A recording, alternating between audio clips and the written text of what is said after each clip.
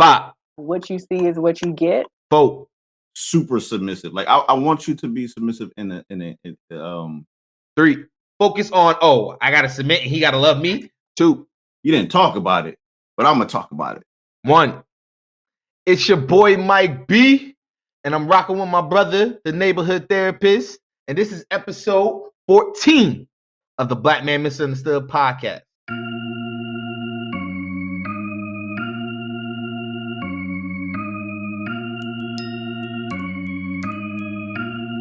Kiko got them beats, baby.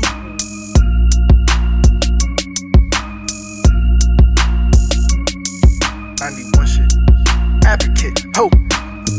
Lesson starts when the teacher actually ends. Now, lesson starts when the teacher actually ends. Now, lesson starts when the teacher actually ends. Now, fuck them casual trends. We going all in. Now, welcome to the growth. Keep it brief, this how it goes. Some keep it real, others keep doing the most. Some keep it real, others keep doing the most. Some keep it real, others keep doing the most.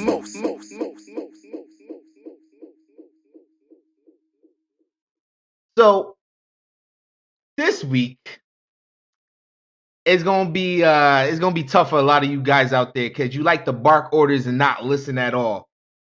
So I just wanted to let y'all know, bruh. Y'all need to listen more because God gave you 2 ears and 1 mouth. That's it. That's all I got to say, Mr. Therapist. Hey, yo, that's how you coming, Mike? That's how I'm coming. Say less, man. Not to say that all our guests on special. We love all of y'all for coming on this podcast, but this one gonna hit a little different. Okay. I hype this woman up every chance that I get. If you are one of the few people that are part of my Facebook, you occasionally see her post pop up on my feed, and I know some of y'all be looking like, "Oh, what is that? Why is she speaking like that?" Don't worry about it, sweetheart. Just know this the one right here. Okay. I'm about to introduce Miss C. Anderson. She is a therapist. She is an author. She is a speaker. She is a phenomenal Black woman. She is royalty. And she probably got other attributes that we don't know about. But I'm going to let her get on here, bless this microphone. But before she does, I need to let these viewers know, these listeners know that this woman and Queen Nakia are focal to why we have this podcast. They gave me my first opportunity. They have a beautiful, beautiful, great podcast down to the white meat. You need to listen to that. And this is significant. This is huge, that she's even here to bless our airways with her knowledge. So Miss C. Anderson, what's up? What's up? How you? Thank you so much. I had no idea. Just like real talk. I really believe in iron sharpening iron, and that's one of those moments. And so I'm thankful, and I'm like so excited to be here. Thank you so much, brothers. I appreciate it. Appreciate you, Queen. So let's jump right into it. I know you get all these interviews. I know, people, "Oh, Miss C, how do you do this and this?" No, we're not doing that today. We're not doing that today. We're going to hit you with these real questions, the questions I know you want to answer. Okay. First of all, who are you and what do you do? And why do you do it? So I'm just me, ever evolving. Every day I wake up is a day for me to improve. Every day. Like, I don't know how I can bring that piece home for a lot of people, but I work every day to be better than I was yesterday. On the other side of that, I'm just kind of real. Like, what you see is what you get. I'm a therapist. I'm a mother. I'm a wife. I'm a friend. I just love life. I love what I do. I see the work that I do in the therapy room and outside, because I don't put limitations on that, but I see it as an opportunity to step into my own soul's purpose, my own calling, and really deliver wellness and accurate information and love and peace to people that look like us. I appreciate that right there. That's what I do, and I do it because I love us. I love Black folk, and there's nothing else I can I can say. Hey, that was sweet. Straight to the point. Yeah, Facts. yeah. So I got a big question. Mike, are you ready? Go ahead, bro. Start it up. C, are you ready? Yeah. So it's been a long transition from that day I was on that podcast to now. So let me show you the type of person that I've become since then. So Your thought process is unmatched to me. Okay. And after this podcast is over, the listeners are gonna feel the same way. So I'm gonna show them. What does the phrase strong Black woman mean to you? whew.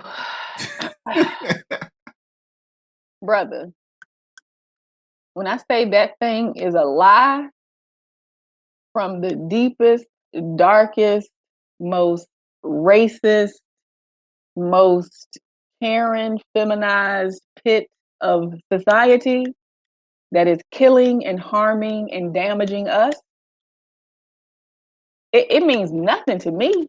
Before we started, I presented to a group of women, and I was talking about trauma and domestic violence because that's really where I cut my teeth.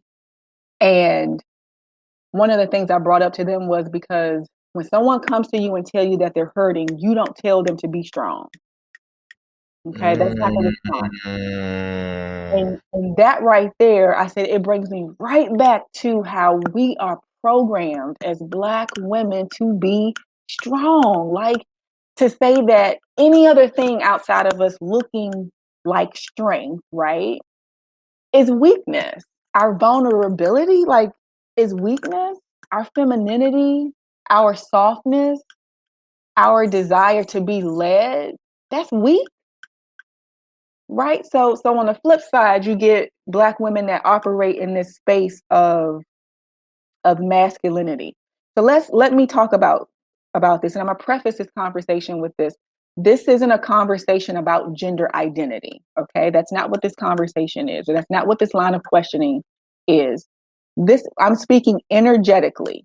Okay. So we're talking about the feminine and the masculine energy that exists in everyone, regardless of gender identity.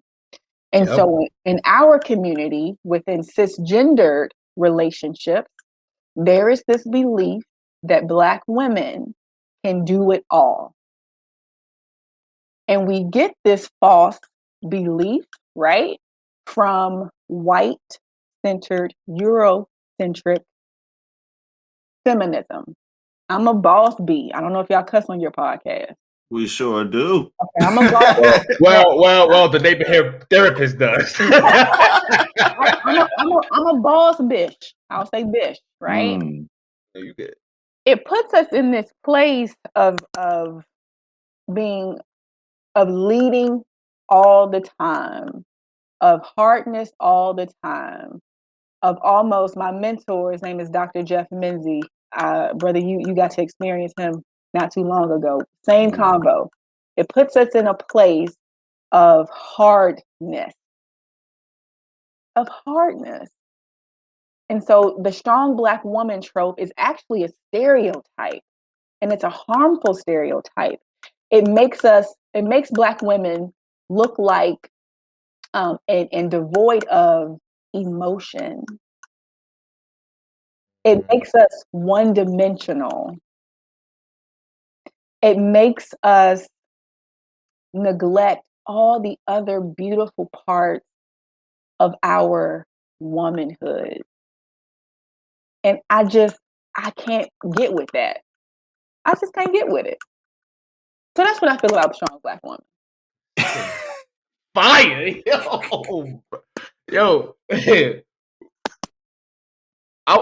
Let me follow up to Steve's thing, because if you don't know, or I know the neighborhood therapist already know, my sister basically brought me up my entire life. So to hear how you broke that down just now and to understand the conversations that me and my sister have, it makes total sense because she tried to take everything on her own, and then as she got older, she started to realize that she couldn't do that because she had to focus on herself and make sure she was good. So I appreciate that breakdown and explanation because just by having a conversation with my sister, and I seen her in her vulnerable side. I seen her when she's doing her thing. I seen Right. when she's been down, even though she might not want to tell me she's down, but I've seen it.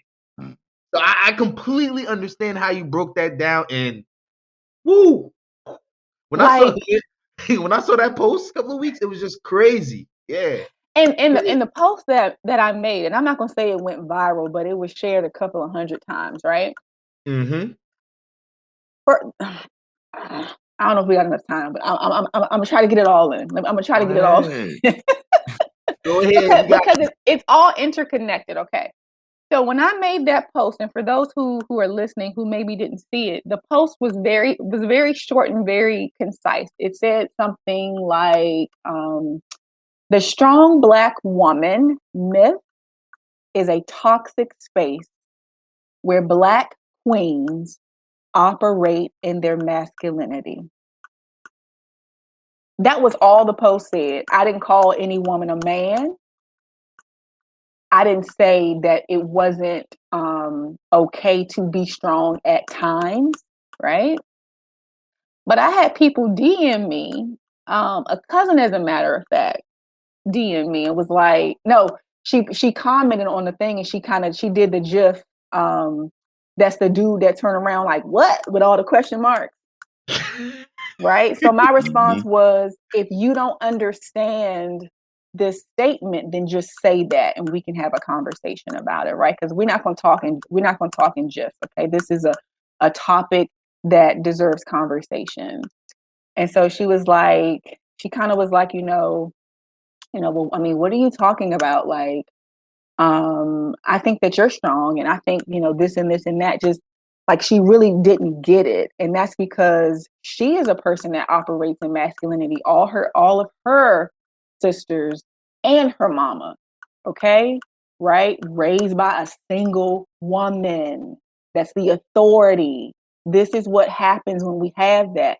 And ladies, I'm not saying that you can't raise your kids, but what I'm saying is,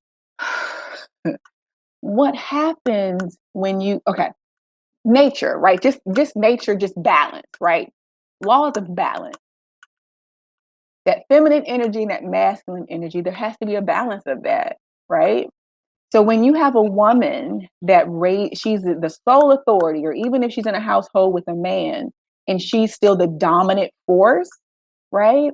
Women look at that, well, girls, and they grow up to become women who do the same. Men grow up to become men. Well, boys grow up to become boys who see women as the authority. Okay. So then you got men that marry or get with women who are dominant and authoritative. Right. And then you have women who don't know how to fall back and allow a man to do what men are naturally inclined to do. Right? Men and women are different. We're just different. And there's nothing wrong with it. I like it. Like I love it. I love being a woman. And that's for anybody who identifies as a woman, right? Because we can even pull into that our transgender women, right? This is a thing. So if that is the case, right? If we could watch, what was the movie? Queen and Slim, right? Great contrast. Let's talk about that real quick. Dr. Jeff actually has a breakdown of this film on his website. India Moore is a trans woman. Okay, she's an actress on Pose. She's also in Queen and Slim. When they go to Louisiana, they go to the uncle's house. Remember, he has a house. He got his girls in the house, right? So he has India, right? Her character, who's very soft, very feminine, very caring, very loving, very receptive. She ain't weak by no means. Okay. But then on the flip side, you got the other girl. I can't even remember her name. And she popping her neck, snapping her fingers, Yeah. calling them names, right? Nigga, you get the drink, right? Mm-hmm. And the one thing that India Moore's character says is he may not be shit on the outside, right? Out in this world. But when he comes through these doors, he's a king. Mm-hmm. Mm. Mm. Okay. So we're not even talking about cisgenderedness right now. I'm talking about energy. The energy that you bring to your man, the energy that you bring to your children. That's what we're talking about. Okay. So, you know, when I made that post, you know, and y'all know because clearly you guys have been looking on my page and you follow me and you comment things like that, right? A lot of the things that I post is precisely to get people to see, think about, re-examine the way that we think.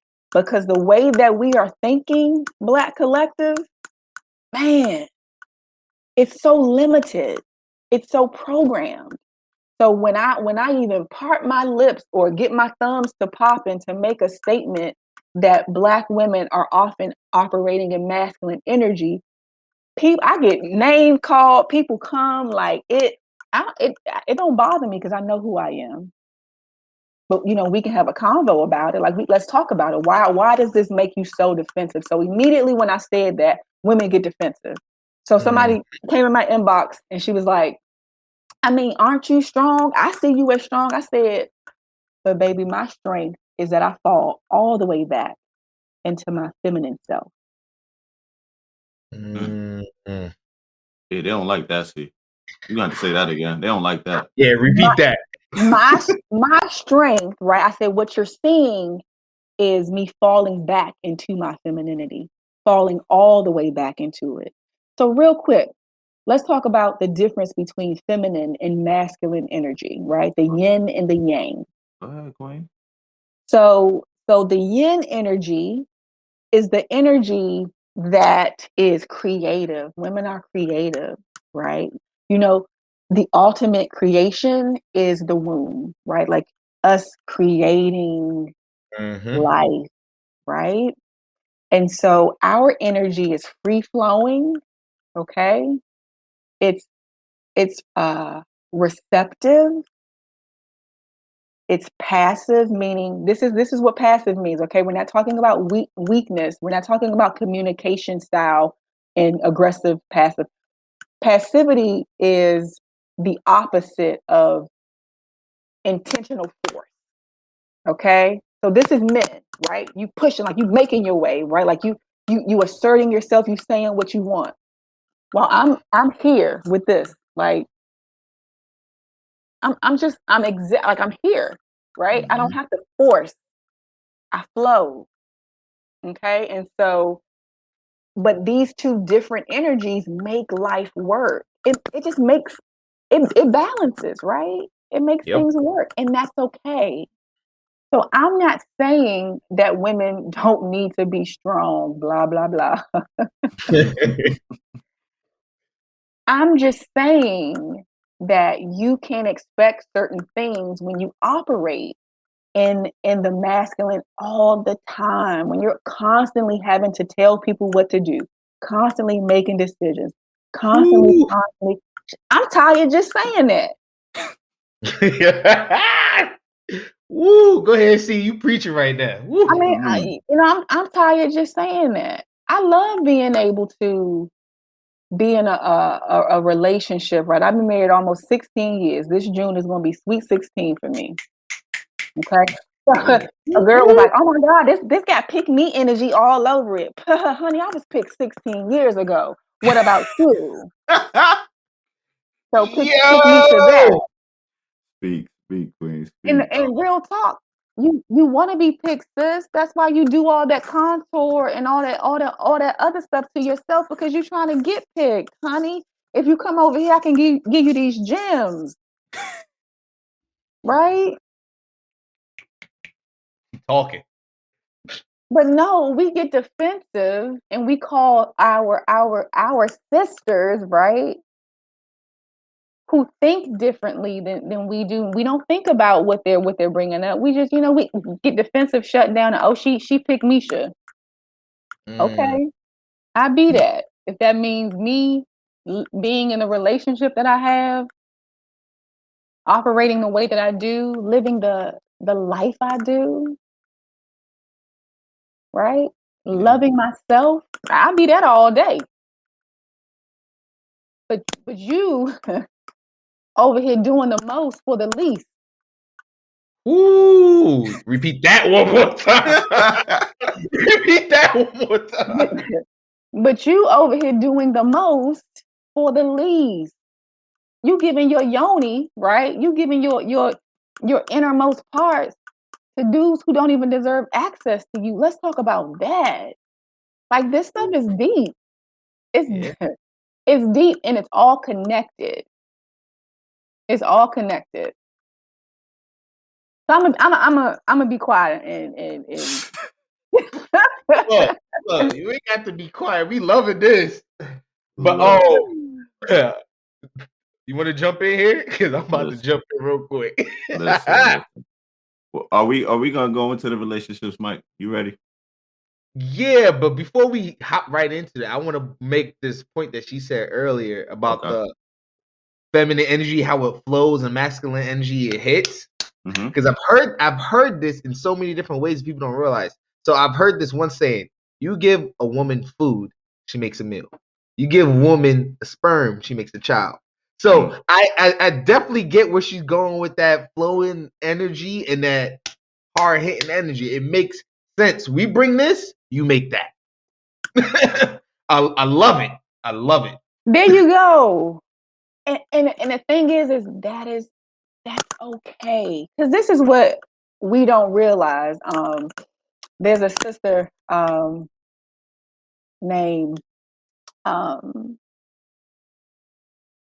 is Dr. I don't think she's a doctor, but she be dropping gems. And I don't want to pronounce her first name wrong, but Shahrazad Ali. And she had a book back in the early 80s that it was a lot of controversy around it, but she's still preaching. Her book was called The Black Man's Guide to Understanding the Black Woman.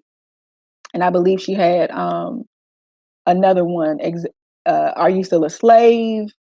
She talked about the things that your parents should have told you. Like, she talks about all these concepts in the Black community that continue to interrupt and keep us from being what we need to be. And when I say what we need to be, I'm hearkening back to who we were before we were enslaved, right? So the village concept, right? Okay, I'm talking about that. When we started to, because remember this, feminism, because people go, what do you mean? Feminism doesn't include Black women. Black women are women. All right, let's talk about that, because Susan B. Anthony ended up parting ways with Frederick Douglass because she was fighting for women's rights and he was fighting for us, for Black people. And she said, I got these white supremacists I'm trying to pander to so we can get these women's voting rights passed. So I'm not really about to get into the race thing, right? So it didn't include the plight of Black women. Okay, when they got to vote, guess who couldn't? We couldn't. Talk on it. So how does feminism include us? It doesn't. And so if the hierarchy in this country is white men, white women, Black men, and Black women, you got white women telling Black women to leave and come from up under their men. And guess who they're going to be up under? Guess who they're going to be up under? White women and white men. And we going, yep, because I'm a boss bitch. I do this, I do that. I don't need no man. What I need a man for? I don't need no man. That's what's happening. That's what, and guess who? So when we come from up under our men, or we have this, and we're the only race that has such a intense disdain for our own men. I've never heard an Asian sister degrade an Asian man. Never. These are facts. Ooh. I have never heard a Latina degrade a Latino man or say I'm a strong Latina. I've never heard that. Oh wow. But we are constantly pushing I'm a strong Black woman, which says I don't need nobody. And so while you over here being strong, ma'am, Becky with the good head got your king. Mm. You know how she got your king? Because she receptive, she living in her feminine energy, and she over here fixing his plate. And you over here by yourself, miserable, talking about you strong. Go be strong, sis. Go do that. This stuff is it's systematic. Mm. They benefit from us not accepting and being loving towards each other. They benefit from our families being broken. Have you ever seen a Black woman go up to a school to fight for her son or her child? Mm-hmm. Very different reception than if a Black man goes up to the school to fight on behalf of his child. Oh, that is so true, yo. Mm-hmm. I need people to get this. Because at the end of the day, it's us we're suffering from this type of programming. We're suffering. They're winning and benefiting, right? They benefit from us maintaining this. Oh my God. What you mean? Hey, you can't be strong. I'm strong. I don't got a man. I got my own place. I got my own car. I got my own stuff. INDEP. Really?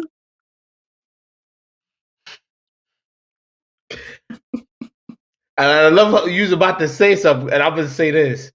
There's a difference about being strong and being independent that you can do your own thing. It doesn't mean you don't need nobody.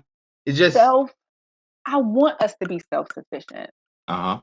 That's and just like that's healthy. That's a natural psychological progression, right? Is to grow from being a baby into a fully functional, healthy adult.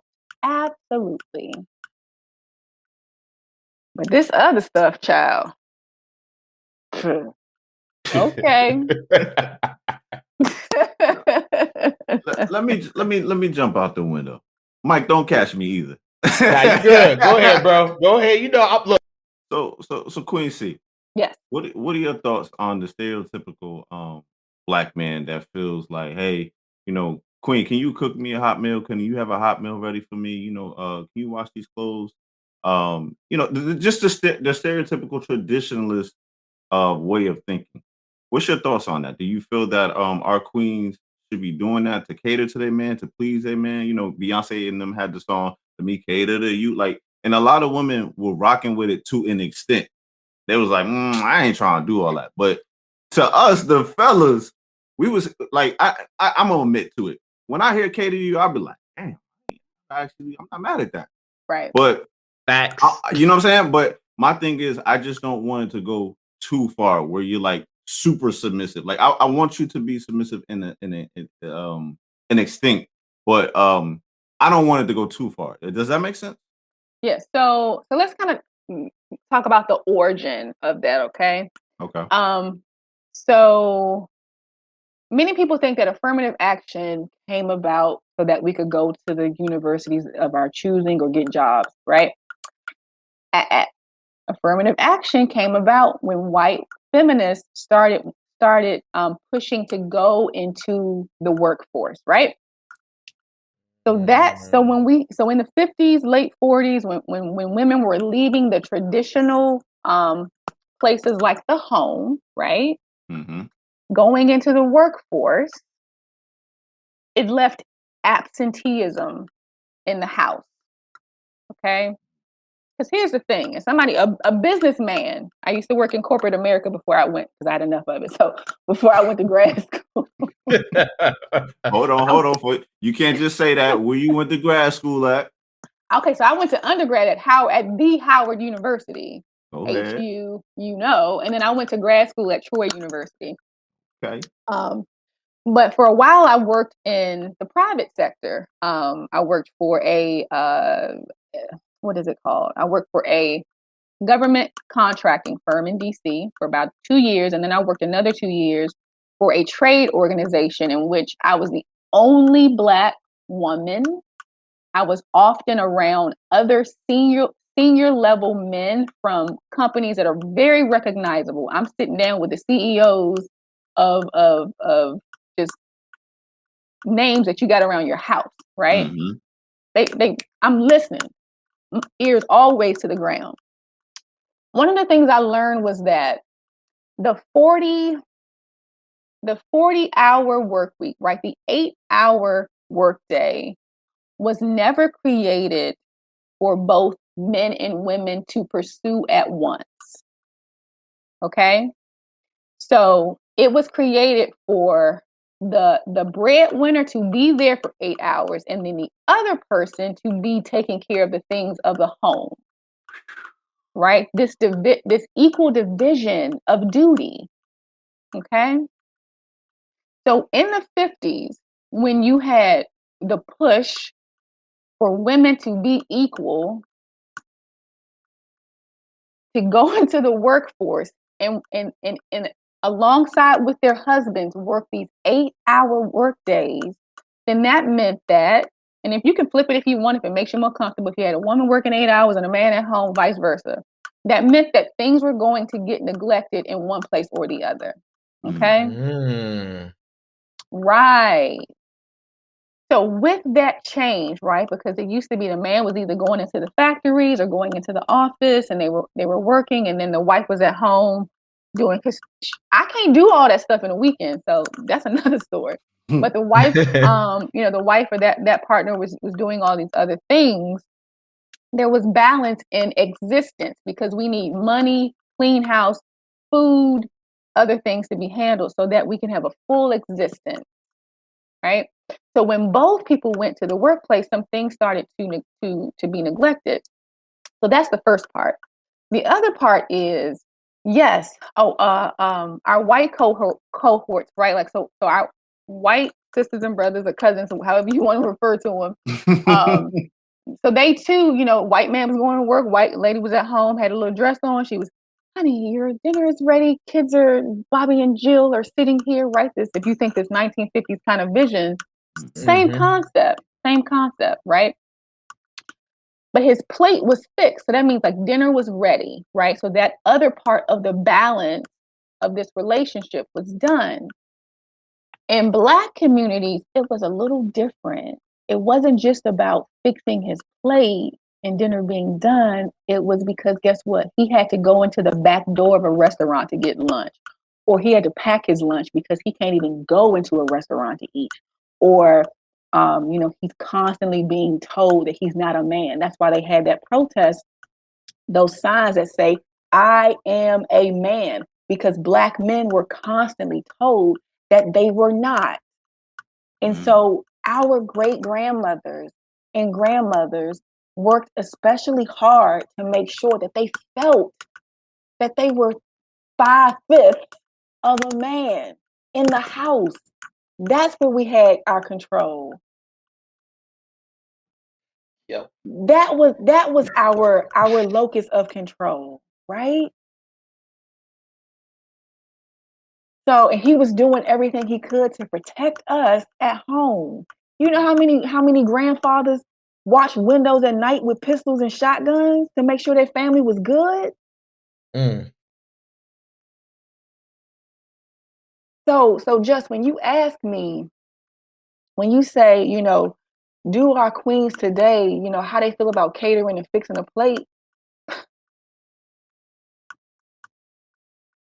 a lot of them feel it's beneath them because they don't need a man.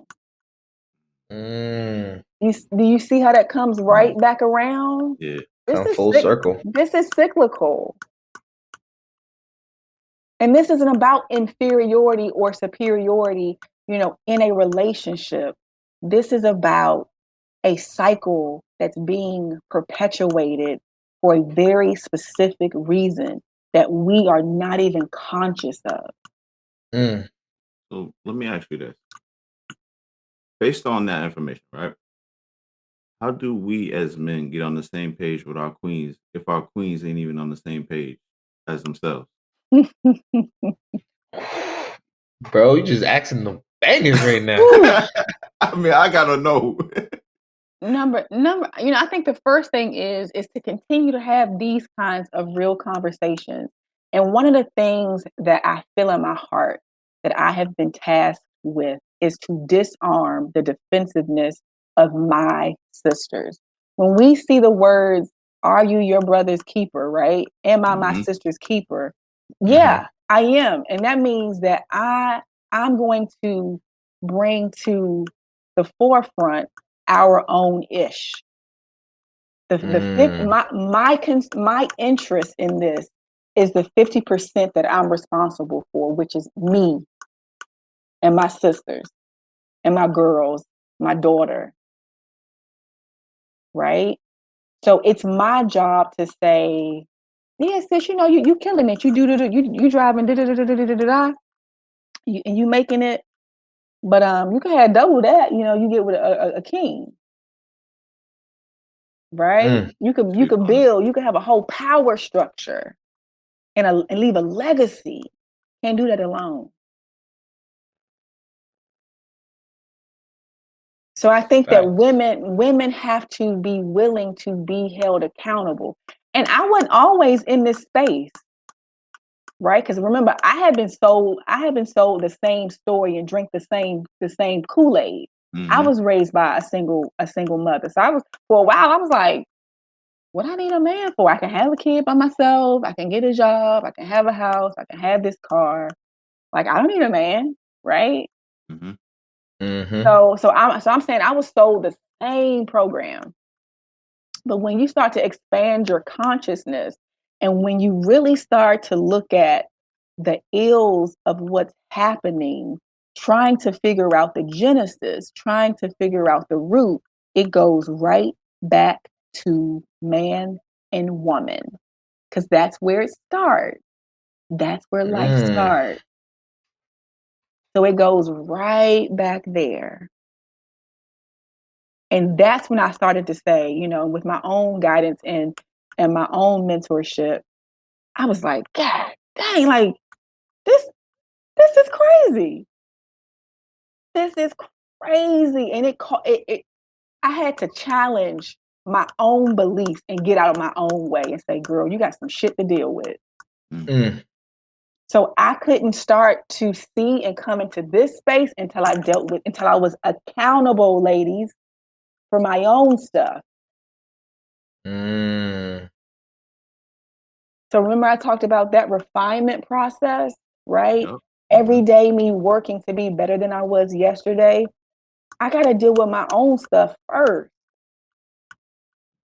That's how I came. That's why people are inboxing me now going, "Hey, you've been on some different stuff lately. Like, where's this coming from?" Right? That elevation is what you're seeing. That elevation of thought, consciousness. Mm-hmm. That's what you're seeing. I had a brother inbox me. He was like, hold on, I'm gonna see if I can find it and read it to you.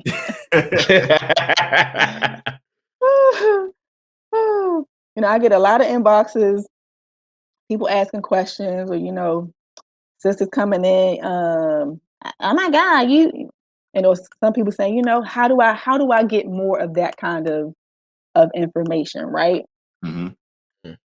So a brother messaged me. He was like, "Hey, I noticed that you've been going in on the sisters lately. Like, what's brought that in?" And I said to him, I said, I'm not really necessarily going hard on them, but because of my own transformation, there's certain things I can no longer subscribe to and no longer support and preach, right? Mm-hmm. So that's what you're seeing. And I tell anybody, this is Facebook. Like, you don't have to follow me. That's a fact. You don't have to see my post. And if you disagree with it, I absolutely respect it. Everybody has their own path and their own journey. Yep. But the folks that want to catch this wave, let's go. Let's get it. Bruh. Bruh. I'm enjoying this right Come here, on, bro. Mike. Come Yo. on, Mike. Oh man, so she's just dropping a whole bunch of different points, and I just wanted to take it to Christianity just real quick. Okay. Real quick. Come on, Mike. Why you want to do this, man? No. I'm gonna do no. You gonna see why you gonna see why I'm doing it. You gonna see why I'm doing it. Just understand. So there's a particular scripture. It's in Ephesians. If I'm quoting correctly, it's Ephesians chapter 5, verse 22 to like 33.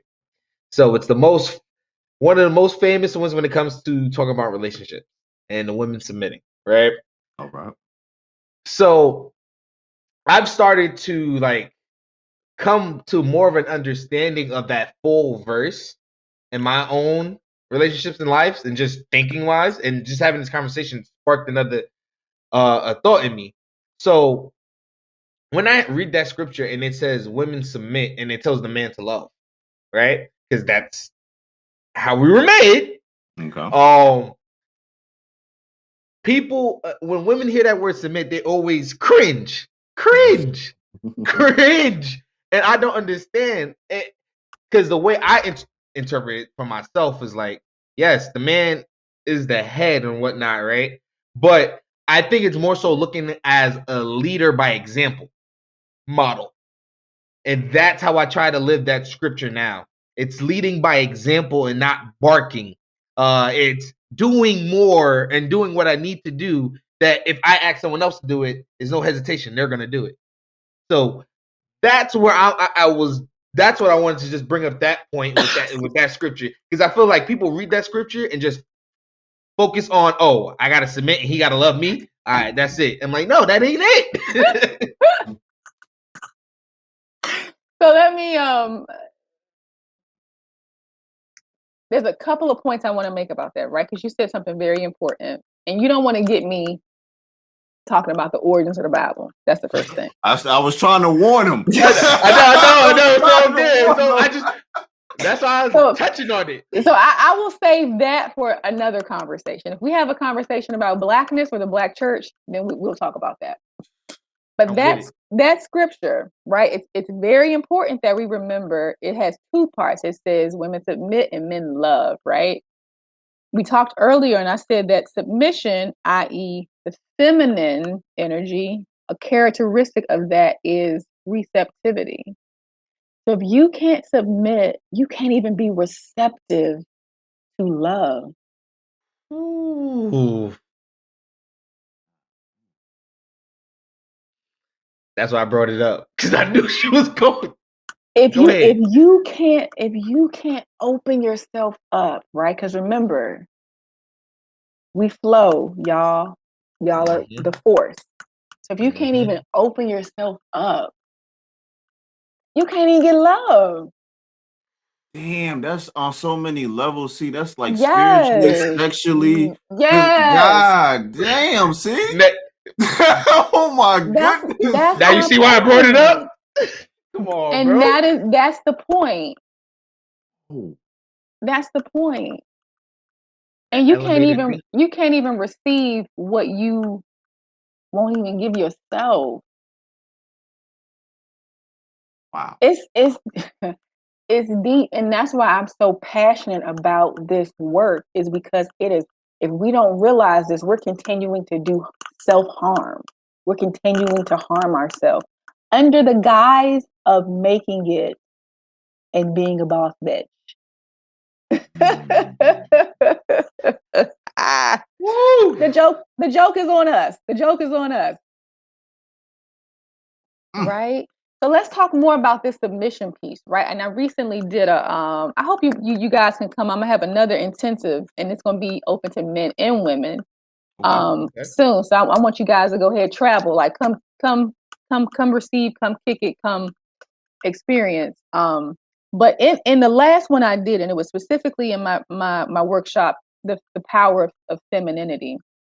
I asked women to really think about, number one, what did you learn from your mother, aunties, the women around you what are your beliefs about men? Because if I believe that men are good leaders, have my best interest at heart, and I'm just talking about Black men, right? In a romantic way. If I believe that they're going to protect me, right?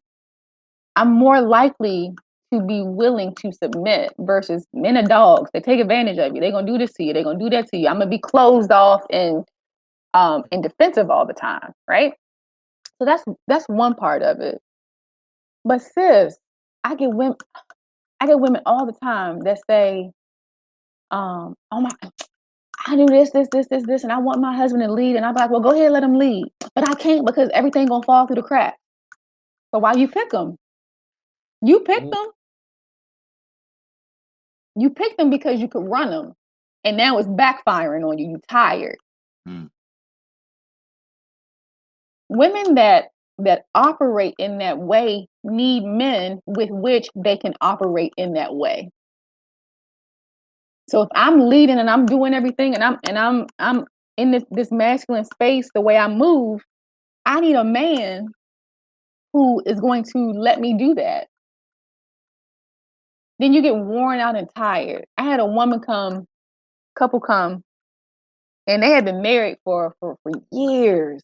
And she was like, I want my husband. He don't do nothing. I do this. She naming all this stuff she did. I said, I said, when did that start? Well, when we started dating, I said, woo. So from the beginning. So why you want him to be something different now than what you married? You picked that. But you want him to be something different now because you're tired and you worn out. Who are you selecting, right? Are you selecting a man that you don't have to submit to because you're scared and you don't want to? A man that you can run, right? Mm-hmm. Or are you picking a man who has alpha energy, who's constantly refining himself, who doesn't get swayed by somebody being in his ear, who is not concerned with what people think about him, and who has a direct connection with his highest purpose, his plan, and is not going to deviate? Because you ain't about to be running nothing over there. Right? So figuring out if you have such an aversion for submission outside of trauma, okay, we're not talking about that, then why is that? Did you watch your mama submit to somebody and he took all the money? True story. Right? Like, we got to think about, what are these blocks, and, why are they there? Because usually blocks and barriers are there for protective purposes.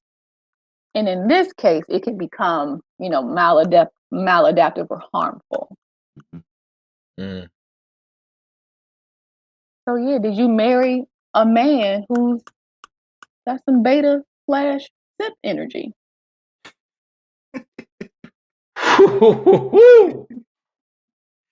Yeah, people gotta look in the mirror for sure. Yeah. Definitely. Yeah. Wow. Now listen. The queen has been on a rampage this episode. She has been blessing us. We know time is limited. So I'm gonna knock out 3 final questions that I got for you, Queen. Mike, is there anything you want to jump in? Nah, see, I already did my jumping there. I'm good. I'm good, bro. I'm good. Okay. So first of all, Queen, this is not a question, but it's one of my things that I have for you. I need you to explain the I am initiative that you have, because that's very intriguing. Okay. So the I am experience came out of a need that I saw for Black women in particular, to have spaces that were just for us, for healing purposes, and an opportunity for us to be vulnerable and open, to learn receptivity, to gain more knowledge about where we came from before we were enslaved persons, to get connected with our true nature as creators, because those spaces were very aware. We have lots of spaces that teach Black women how to be leaders. But when you come home at night, you're lonely and miserable. Mm-hmm. And you don't have to have somebody in order to be, to not be lonely. So I'm not even talking about you come home, and there's nothing. You come home and you don't even like yourself. Good Lord. See? You come home and you can't stand yourself.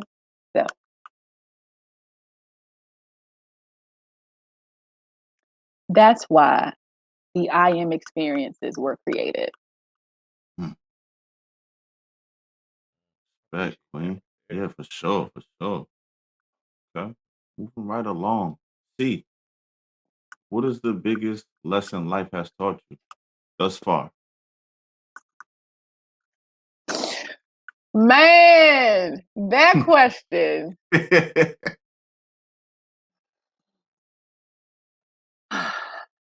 The biggest lesson that I've learned is that I don't know everything. And I don't know what I don't know. Hey, Socrates. And because of that, being teachable, hearing and listening are 3 things that I walk this earth with every day. That's my biggest lesson thus far. Oh. Mm. What you gonna do with that, man? Come on now. She over it. Just keep dropping them gems. She got a whole bag. She's like, pour it over. I'm telling you, bro. Jeez. She went to Wakanda herself, bro. Vibranium Got in that that bag, radium. bro. Facts. Oh man, Queen, we definitely enjoyed you. My final question for you: what do you want listeners to take away from this episode, and how can they reach you? So first I'll tell you how you can reach me. My website is C Anderson, CEANDERSON live. So CAndersonlive.com. All of my social media handles are at C Anderson Live. So Instagram, Twitter, Facebook. So that that Clubhouse, you definitely want to catch me on Clubhouse because I'm about to start a series with a if y'all think I'm dropping gems, this brother is y'all go ahead and connect on Clubhouse. Y'all can get these things. But what I would leave your listeners with is the opportunity is to embrace the opportunity for growth. Anytime you find yourself in a situation where it stings, it hurts, it's uncomfortable, you have an aversion or you have this immediate response to run towards that thing. And yeah, there's some safety concerns, that's not what I'm talking about. But if somebody tells you something or somebody brings a piece of information to you, don't always be so quick to dismiss it because you don't know what you don't know. So be open to examine and then make a decision about, dismissing whatever that piece of information or that opportunity is for change. Because those are the times and the places where growth comes in. And and if I had wrote something off because I disagreed with it or because it was contrary to what I had been made to believe or taught, I'd be a boss bitch right now. Like,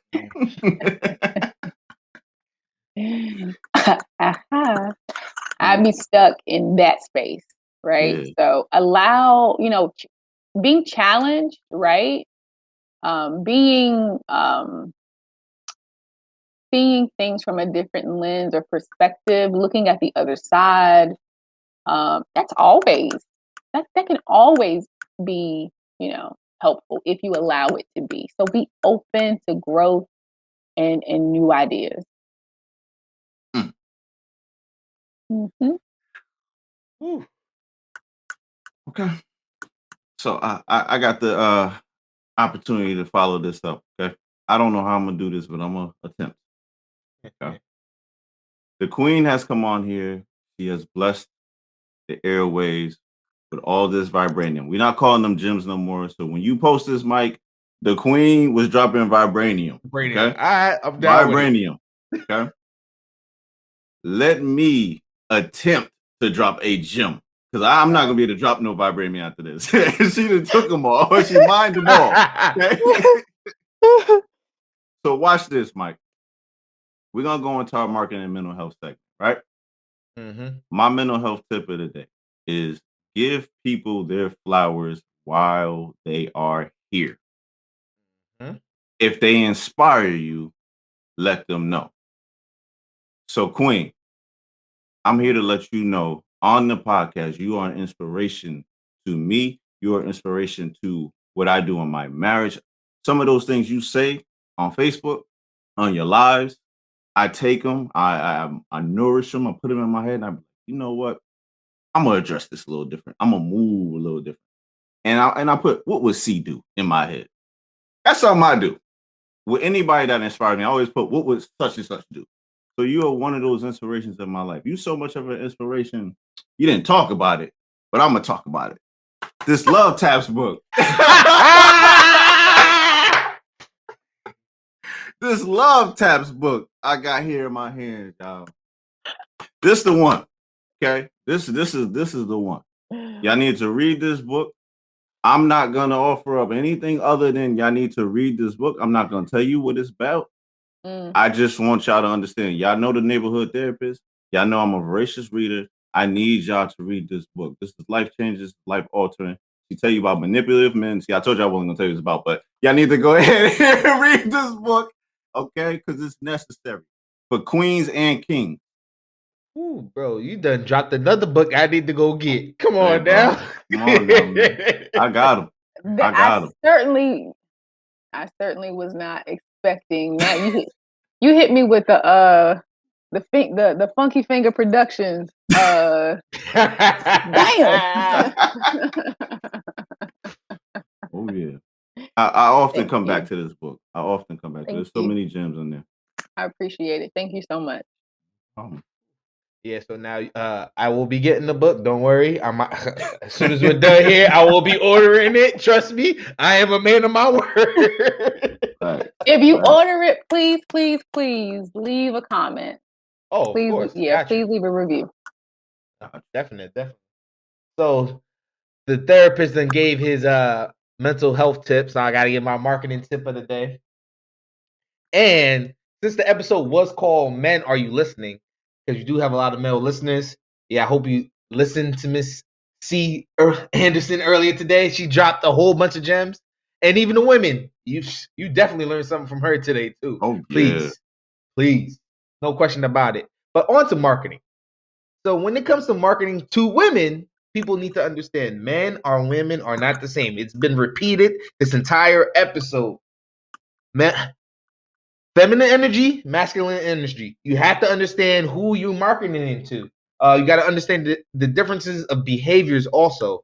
So when you do promote your product, service, or anything, you got to get into the mindset of the consumer. If it's a female or if it's a male, woman, man, whatever terms you want to use, you have to understand there is a difference. And that is Michael's marketing tip of the day. Right, Real brother. talk, both of y'all. Real talk. Thank you. Appreciate it. But whoo, that was a banger of an episode, bro. What you think? Oh yeah, that's phenomenal. I just want to say this to the listeners.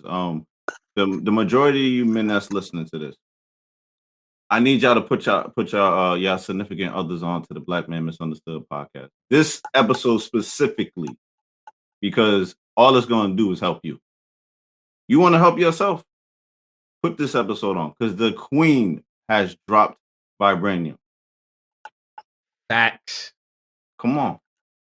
I mean, We did you a favor. You're welcome. Matter of fact, tell C thank you, Queen. You know what? When y'all hear this episode, if it resonates with you, I want you to go find her Facebook, find her Instagram, buy the it'll book. be tagged. No, It'll be I tagged. want all of that. I want y'all to find her, and I just want y'all to put thank you, C, and she gonna know why y'all doing it. Fact. I'm serious. I want y'all to flood. Thank you, C. If you really rock with the Black Man Misunderstood podcast, you'll do that for us. Y'all are too funny. Hey, this is what we do. Too funny. I appreciate it. If anybody got any questions, I'll tell you like I tell folks on down to the white meat, Nakia and I got questions or concerns, reach out. You disagree, you can still reach out. It ain't gonna do much, but no. I consider all opinions, and I take feedback. I call them growth gifts. So I take feedback as an opportunity to grow, whether it's positive, negative. There's always growth in that. So yeah. And we appreciate that vibranium drop too. A little vibranium nugget, bro. Yeah. Queen, we definitely appreciate you, Queen. This has been an education for sure. Thank you For for having me. I appreciate you guys, and keep up the good work. Thank you. Mike, you got anything? With that said, folks, we see y'all next week. And listen, we done dropped all these vibranium gems, whatever you want to call them. This episode, man, you just got to keep tuning in week to week, folks. Absolutely. And with that said, I'm out. So for sure, make love now.